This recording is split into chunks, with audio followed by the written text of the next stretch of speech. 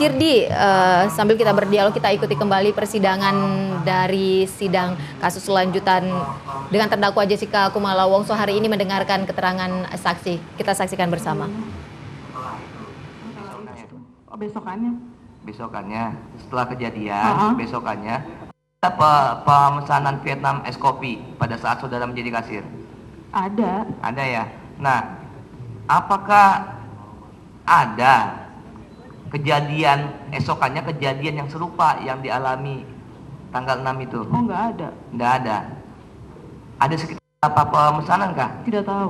Tidak tahu. Kalau tanggal 6, saudara tahu nggak ada pemesanan berapa Vietnam es kopi? Tidak tahu. Tidak tahu juga. Iya. Yang pada saat saudara menjadi kasir, tahu nggak?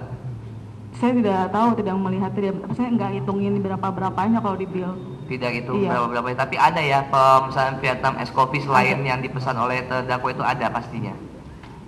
Kalau Vietnamese coffee ada. Ada ya. Iya.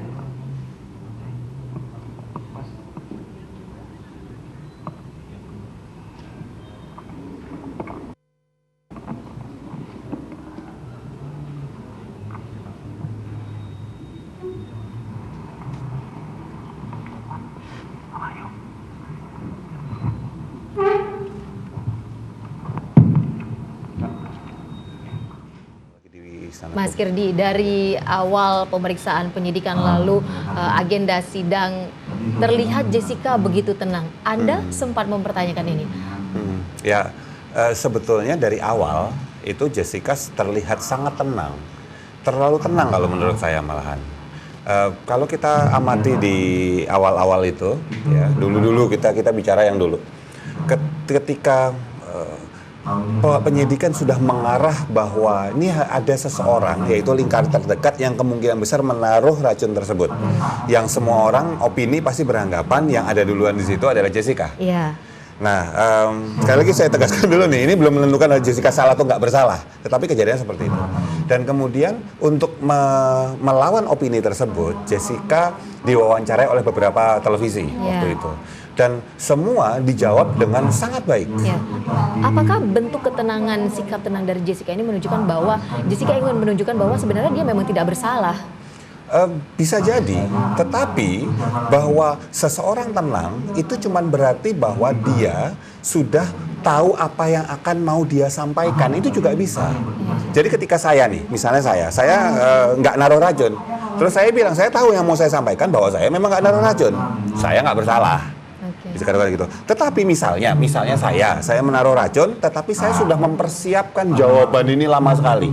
Saya sudah mengulang-ulang di kepala saya terus, saya jawab gini, akan kalau ditanya begini, terus saya jawab sama, saya juga akan bisa tenang. Oke, berarti sebenarnya ada beberapa opsi apa yang menyebabkan Jessica begitu tenang, bahkan sampai di persidangan keterangan saksi ini. Kita kembali lihat proses persidangan mendengarkan keterangan saksi di sidang lanjutan kasus pembunuhan Wayan Mirna Salihin dengan terdakwa Jessica Kumala Wongso. Tegar itu selesai jam berapa serah terima? Oh, saya kurang tahu. Kurang tahu. Jadi yang saudara tahu apa? Saya itu taunya saya billing di situ melakukan pembayaran dan ada barista di belakang.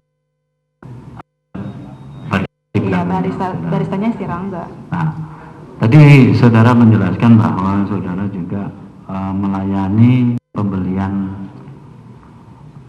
roti ya, kue. Iya, kue. Pada waktu itu saudara masih siapa saja yang pesan kue? Tidak.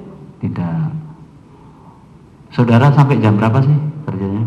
Kerjanya pada saat itu sampai jam 12. Jam 12? Dari jam 12 sampai jam 8. 12 sampai jam 8 malam. Iya. Jam 8 malam. Berarti posisi saudara tahu pada saat Mirna datang? Tidak. Tidak tahu.